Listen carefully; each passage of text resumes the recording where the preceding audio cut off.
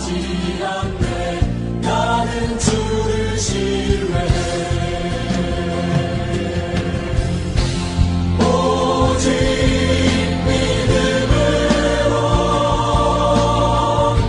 믿음으로 내가 살리라. 오직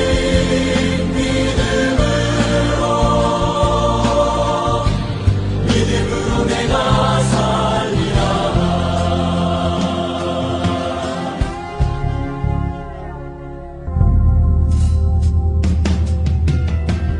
믿음 흔들리고 사람들 주를 떠나도 나는 주를 섬기리. 주님의 나라는 영원히 쇠하지 않네. 나는 주를 신뢰해. 오직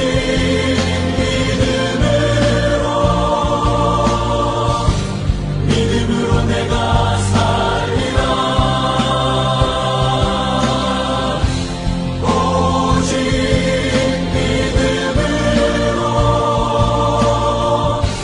믿음으로 내가 살리라.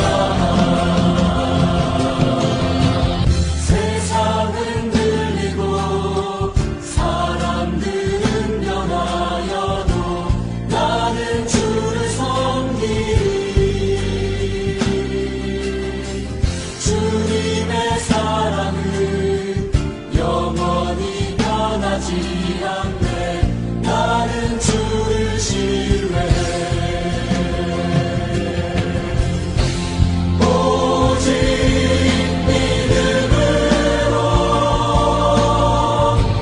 믿음으로 내가 살리라. 오직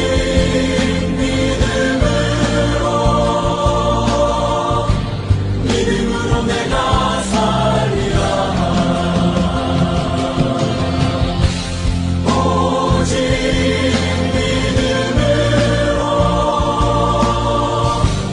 믿음으로 내가 살리라. 오직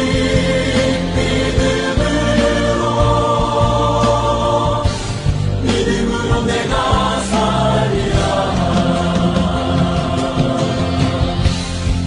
오직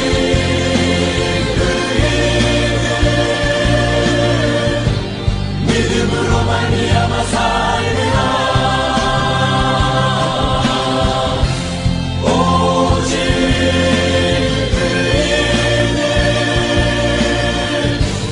믿음으로 말미암아 살리라. 오직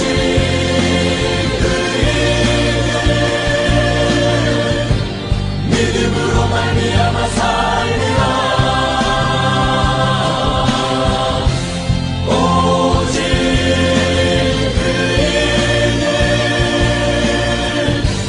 믿음으로 말미암아 살리라.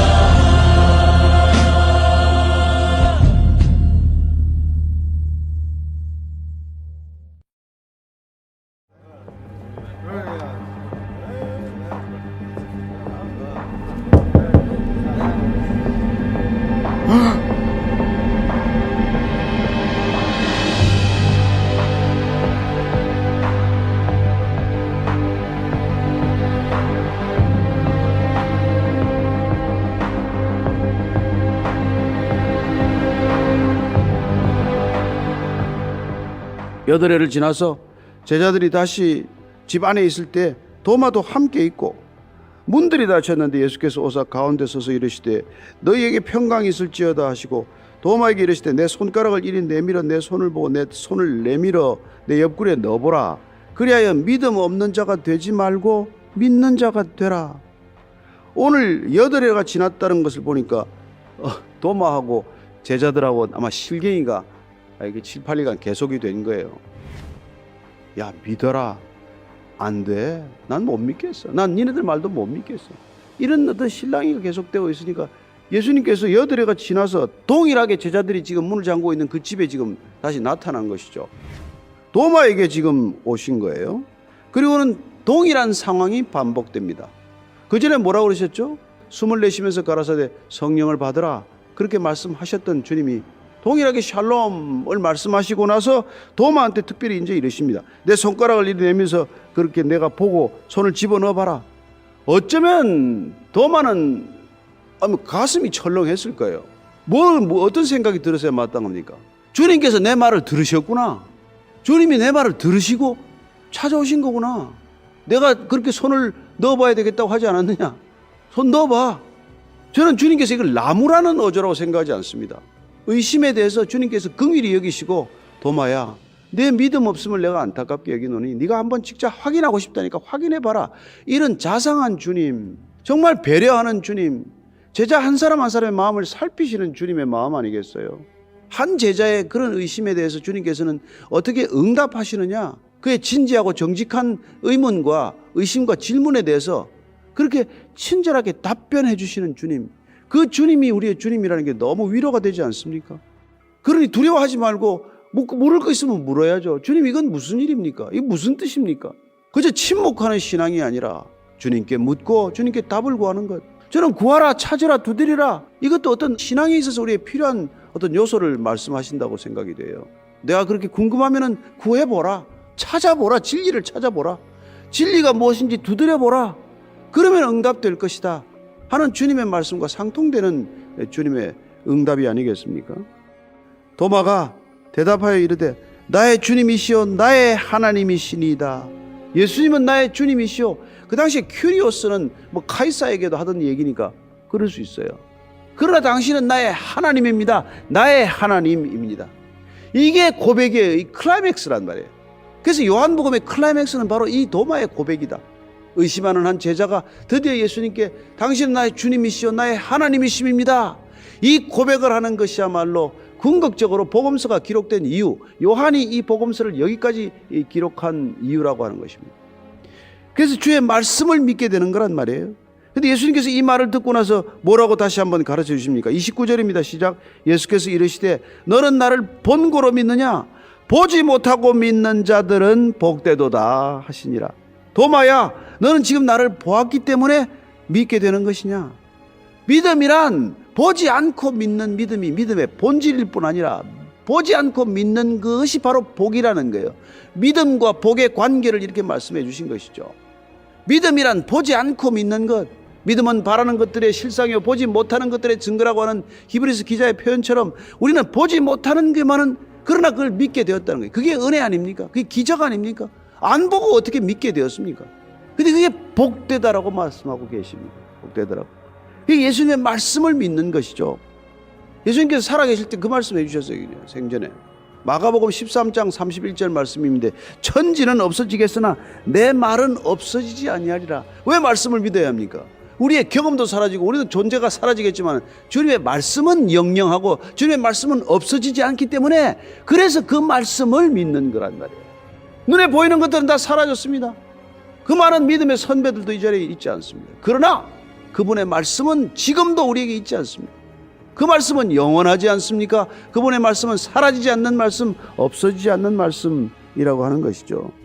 예수님께서는 이 말씀을 믿게 하는 것, 그래서 마지막에 대제사장의 기도를 우리가 기억을 해요. 내가 비옵는 것은 이 사람들만 위함이 아니요 내 제자들만 위한 것이 아니요 또 그들의 말로 말미암아 나를 믿는 사람들도 위함이니, 내 제자들을 통해서 예수님을 믿게 되는 그 사람들을 위해서도 내가 기도한다. 그 기도가 지금 이루어지는 것이 되기 위해서는 반드시 도마가 믿어야 된단 말이에요. 말씀을 믿어야 된단 말이에요. 그리고 그 말씀을 전해야 한단 말입니다. 그래서 나중에 도마는 어디까지 가요? 인도까지 갑니다. 인도 선교의 문을 열어요. 그리고 인도에서 순교하게 됩니다. 의심 많았던 한 제자가 믿음을 갖게 되고 그 말씀에 붙들려서 그 인도 땅까지 가서 선교의 문, 인도에 가면 그 도마의 흔적이 많습니다.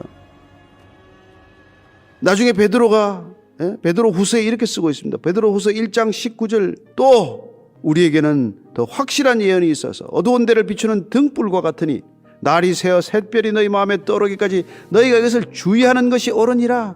베드로에도 이게 예수님을 부인하고 다시 예수님의 말씀을 이제 의지하여 정말 교회 반석이 되지 않았습니까? 근데 베드로후서 이렇게 말하는 거예요. 더 확실한 예언이 있어서 어두운 데를 비추는 등불과 같다. 예수님의 말씀은 어두운 데를 비추는 등불이라고 말합니다. 예수님의 말씀이야말로 가장 우리의 어두운 데를 비춰주는 등불과 같았습니다. 왜 이단들이 저렇게 많습니까? 왜 이단들이 어두움에서 못 벗어납니까? 왜 짙은 그늘 가운데서 숨어서 지내고 그러냐는 말이에요. 왜 이단들이 그 모양인지 아십니까? 주님의 말씀을 안 믿기 때문이죠. 교주의 얘기를 믿는 것 아닙니까? 성경을 제멋대로 편집해가지고 제멋대로 해석하고 사사로이 푼 걸 믿다가 그렇게 되는 것 아니에요? 그래서 베드로는 그 후에 이렇게 말합니다. 먼저 알 것은 성경의 모든 예언은 사사로이 풀 것이 아니니 예언은 언제든지 사람의 뜻으로 낸 것이 아니요 오직 성령의 감동하심을 받은 사람들이 하나님께 받아 말한 것임이라.